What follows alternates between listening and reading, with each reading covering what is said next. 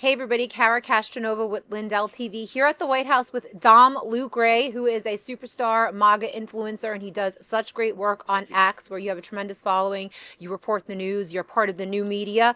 This is your first day here at the White House. Tell me about it. It's awesome. It just feels good to be here, to be around such great journalists like Kara, to be around the greats, people that get to ask the president questions every day. Just to be able to shadow under these people and learn from them is just such a great honor.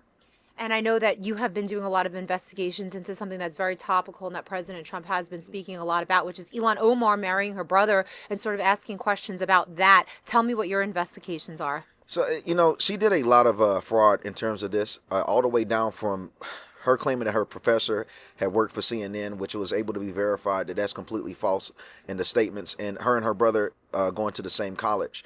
They changed their names up when they were younger before he moved to the United States, and it was completely immigration fraud.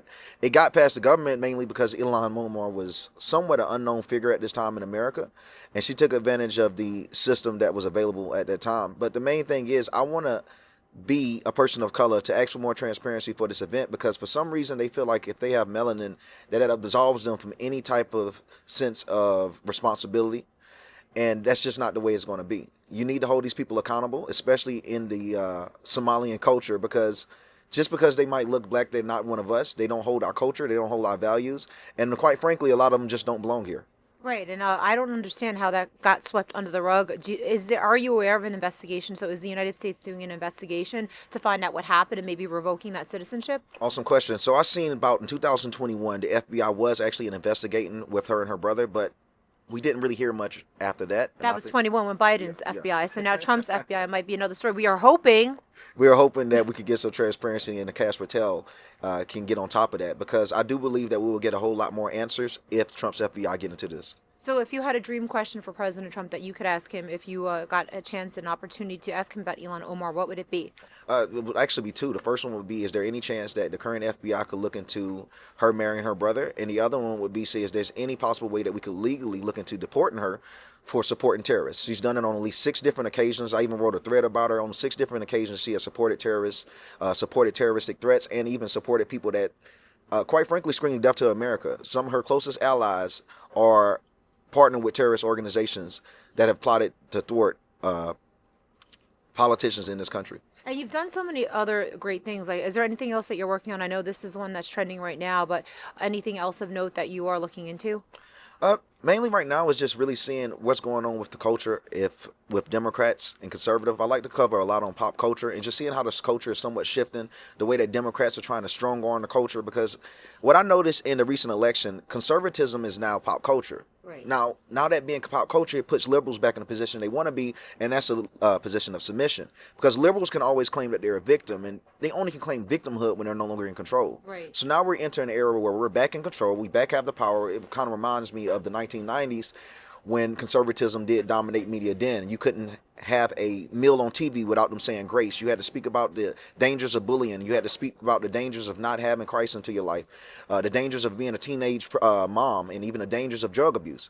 There were many things that was pushed on TV and culture back in the 90s until liberals was able to dominate it, because they claimed they were being targeted by the majority. Those days are here yet again. And I believe, from what I've been noticing and what I've been studying on, is how liberals are trying to manipulate the public into believing that we are the establishment, that we're not cleansing the establishment, that we're cleaning their beliefs, which are already corrupt, but they're selling it into a way that their corruption is the right way, and we're the corrupt ones trying to cleanse it. So that's something I'm really trying to target, because I just see that narrative that they're using is very creative. Right. But as soon as we took power, they make it seem as if we're this radical group that's trying to destroy the nature and culture of this country, when in truth, we're just trying to bring it back to its former glory. I know that really what was trending in 2024 was a lot of minorities, Hispanic, Black, and other minorities, Asians, everyone was trending towards conservative, was trending towards Trump. Do you still see that trend happening? The news is reporting that everybody's mad now. That's an excellent question. So I can't say I see the people that have turned for Trump, the people that voted for Trump, the black people that even vocally supported him. I see them still maintaining that support and that vocal support, and a lot of them said they'll still vote for Republicans. However, I don't see a mass transition like I did. So the ones that we gained in the last election, we keep. but we're not gaining as many new faces, not gaining as many new voices as we were in the election. And I think the main point of that is people are a little bit too comfortable.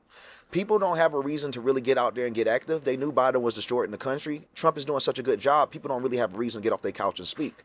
So I think that's just in terms of what happens with that. And with us being in power, if they have any problems whatsoever, they're going to blame it on the president. So Right.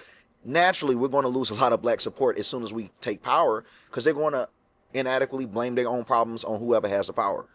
What about the midterms? Do you have any concerns from what you're hearing on the streets that Republicans might lose the midterms, or do you think that they're on a good track right now? I mean, oh man, I wish we were in a better position for the midterms. We got a year. Yeah, What has to happen this year? we have to stop fighting. Right. We have to stop the infighting. There's no in and buts about it. It's I feel like, President Trump told us time and time again, you're gonna get tired of winning. And we always laughed at him. Right. But I think we actually in those days right now, because It's the, almost like trauma. yeah, the amount of infighting that we have, because we don't have that common enemy anymore. Now we're looking at each other talking about how we got to perfect our ranks, and it's just not the way, because one thing, whether we like it or not, we're still being watched. Right. No matter how much we try to perfect our ranks, the opposition is taking notes, taking pictures, keeping recordings, screen recordings, and they're posting that up to their audience to say, hey, we're more rational, we're less radical, and we have a better grasp on this country. When you have conservatives constantly fighting, constantly having these conspiracy theories, constantly accusing others of this and that, it makes us look weak. It looks like if we can't run our own party, we can't run the country. And I feel like that's starting to show in the polls. Right. Right, I agree. So we do have to stop the infighting. Democrats are really good at, I'm sure they're infighting, but they're really good at hiding Yes. it. They hide things very well. The pipe bomber is this big thing going on right now in D.C. I've actually spoken to his family. They're interesting people. You should consider reaching out to them. He's a J6er, for lack of a better term. He might be the last J6 case, and there's a lot of theories going around whether he is the guy or not. And a lot of people were suspicious that it was a Capitol Police woman.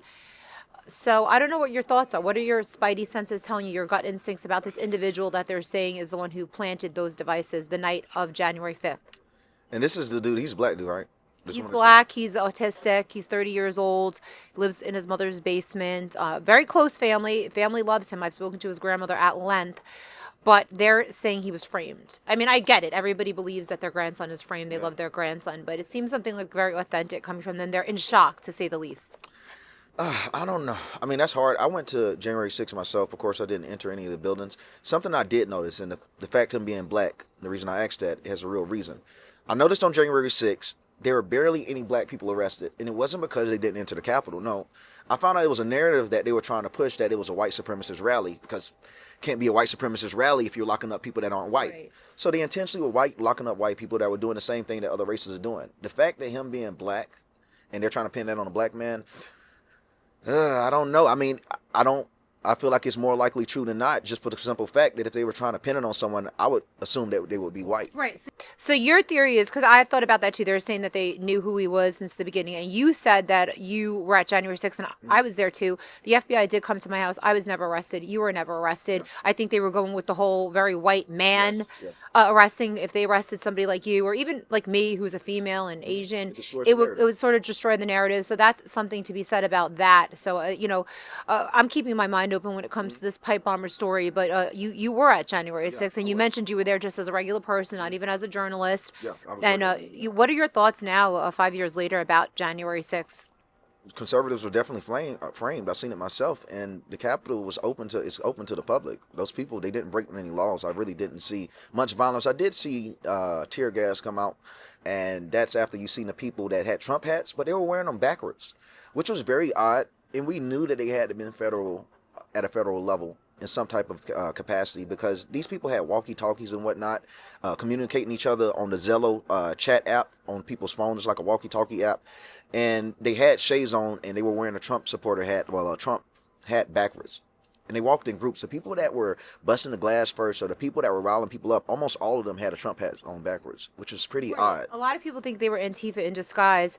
Do you think that the election now, in hindsight, was stolen in 2020? Oh, definitely. I definitely do believe it was stolen completely. Just for the simple fact we had more people vote in that election than the recent one or so. I think Joe Biden still would have gotten more votes than Trump, which is completely impossible. Outside of that, everything that they built up, it pretty much it fell within the first 1 to 2 weeks.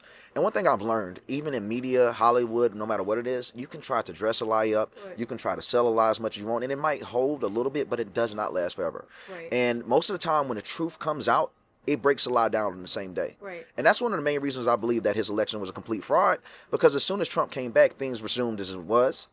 Majority of his cabinet is nowhere to be found. The celebrities that they propped up no longer have clout. Everything that Joe Biden pretty much established was somewhat gone Right. in less than a month. Well, it's bizarre to me how Kamala Harris all of a sudden became this icon, and then the next day it's like she didn't exist. It was so fabricated. Fabricated, yeah, and that's something else. That's a great point, which further verifies what I believe is the fact that it was all fake. It was stolen. It was all fake, and you can't hold on to something that isn't legitimate. Our country. We're vastly different from any other nation because we're the ones that truly demand the truth.